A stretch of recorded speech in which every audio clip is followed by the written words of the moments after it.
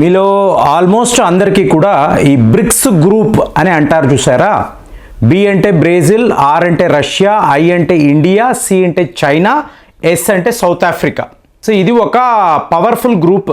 ఎలాగైతే G7 అని అంటారు, అలాగే బ్రిక్స్ గ్రూప్ కూడా చాలా శక్తివంతమైన ఒక గ్రూపుగా తయారు చేయాలి అని రష్యా, భారత్, చైనా అభిప్రాయం. సో మొన్న ఒక 34 దేశాలు మేము ఈ బ్రిక్స్ గ్రూపులో జాయిన్ అవుతాము అని చెప్పి అప్లై చేశారు. సో ఇందులో పాకిస్తాన్, టర్కీ లాంటి దేశాలు కూడా ఉన్నాయి. సో ఇమీడియట్గా పాకిస్తాన్ అన్నప్పుడు చైనా యొక్క ఐరన్ బ్రదర్ కదా.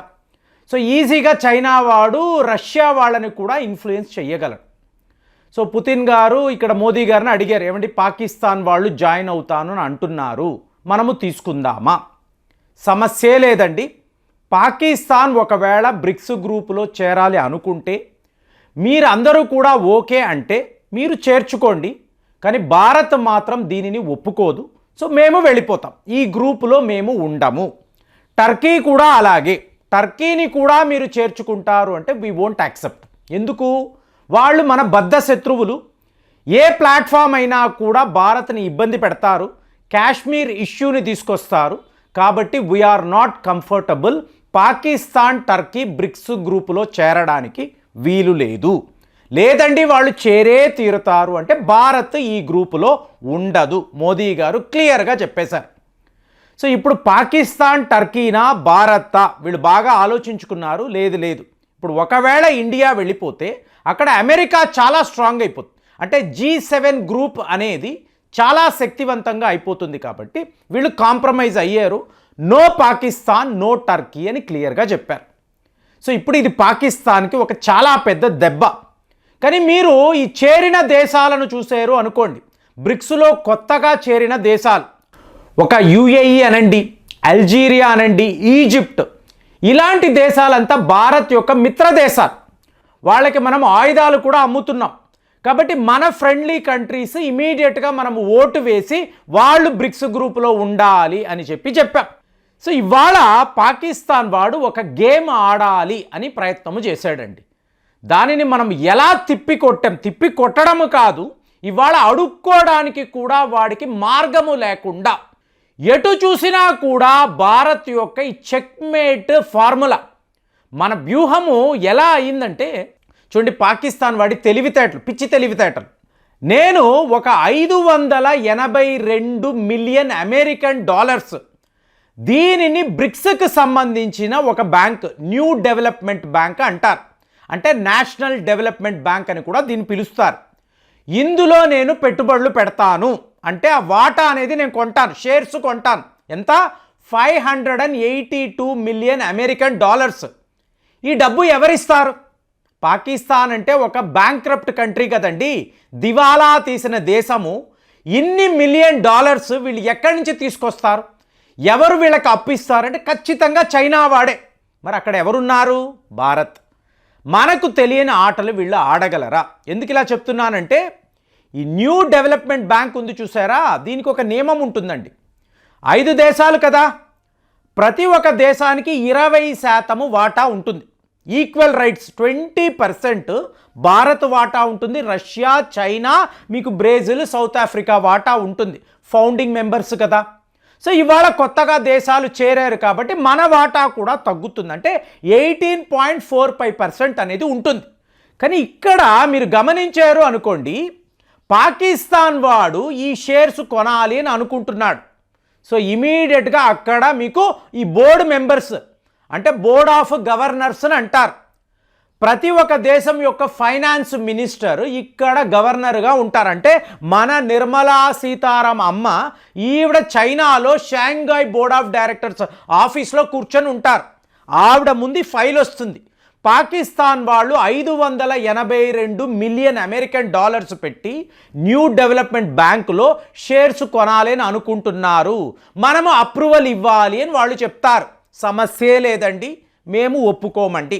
ఇప్పుడు ఎందుకండి, మనం ఒప్పుకోవచ్చు కదా, అది కూడా ఒక డెమోక్రటిక్ కంట్రీ కదా. ఇక్కడ బ్రిక్స్ గ్రూప్ యొక్క ఒక కోర్ నియమం అండి ఏంటి అంటే, తీవ్రవాదులకు వ్యతిరేకంగా మనం పోరాటము సాగించాలి, రష్యా అయినా, చైనా అయినా, భారత్ అయినా జీరో టాలరెన్స్ ఆన్ టెర్రరిజం. ఇది ఒక ఫండమెంటల్ అయిన విషయం. మరి మీరు పాకిస్తాన్ గురించి మాట్లాడుతున్నారు.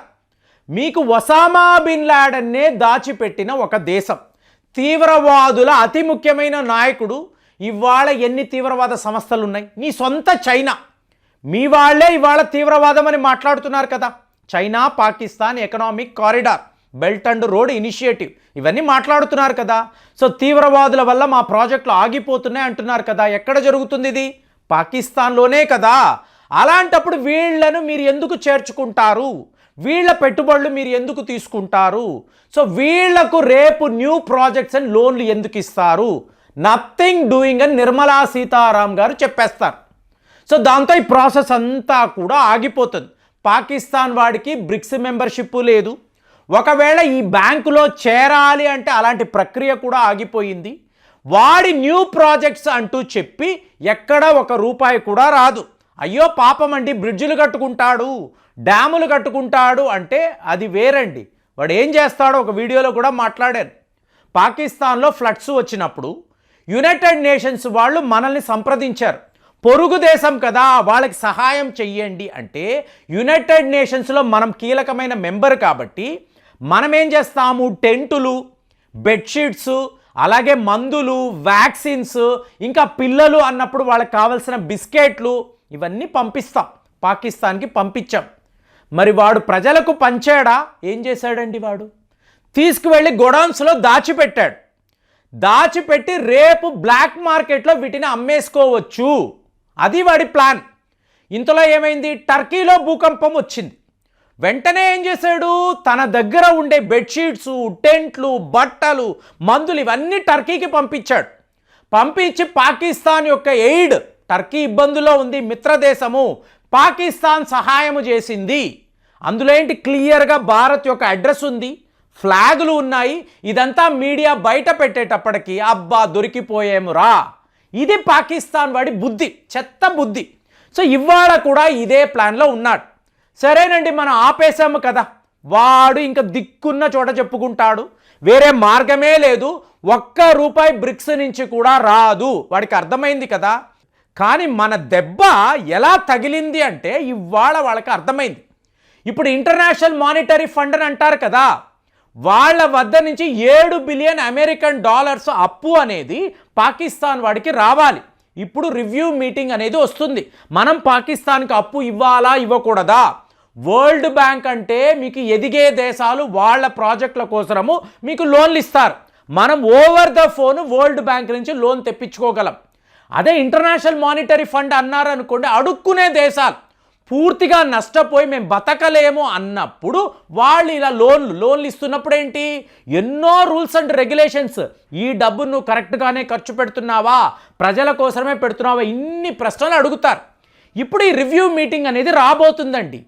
మన దెబ్బ ఎలా తగిలింది అంటే, ఈ పాకిస్తాన్కి మీరు $7 బిలియన్ ఇవ్వాలి అంటున్నారు కదా, వాళ్ళు ఏం చేస్తున్నారండి? $582 మిలియన్ మా బ్రిక్స్ బ్యాంకులో పెట్టుబడులు పెడతాము అంటున్నారు. దివాలా తీసిన దేశము, టోటల్ బ్యాంక్రప్ట్ అయిపోయిన దేశము ఇంతంత పెట్టుబడులు ఎలా ఒక బ్యాంకులో పెట్టగలరు అంటే వాళ్ళు ఇంటర్నేషనల్ మానిటరీ ఫండ్ని మోసం చేస్తున్నారు. ఇంత డబ్బు ఎక్కడి నుంచి మీకు వచ్చిందో ఒక్కసారి అడగండి. వాళ్ళ జిత్తుల మారితనమంతా బయటపడిపోతుందని మనం ఒక కేసు పెట్టాం, IMFలో కేసు పెట్టాం. దాంతో రివ్యూ మీటింగ్లో ఇంత డబ్బు నీకు ఎక్కడి నుంచి వస్తుంది, ఎవరు ఇస్తున్నారు, ఇంత డబ్బు ఉండగా నువ్వు మా దగ్గర ఎందుకు లోన్ తీసుకుంటున్నావు అని చెప్పి IMF వాళ్ళు కూడా పాకిస్తాన్ని ప్రశ్నించబోతున్నారు.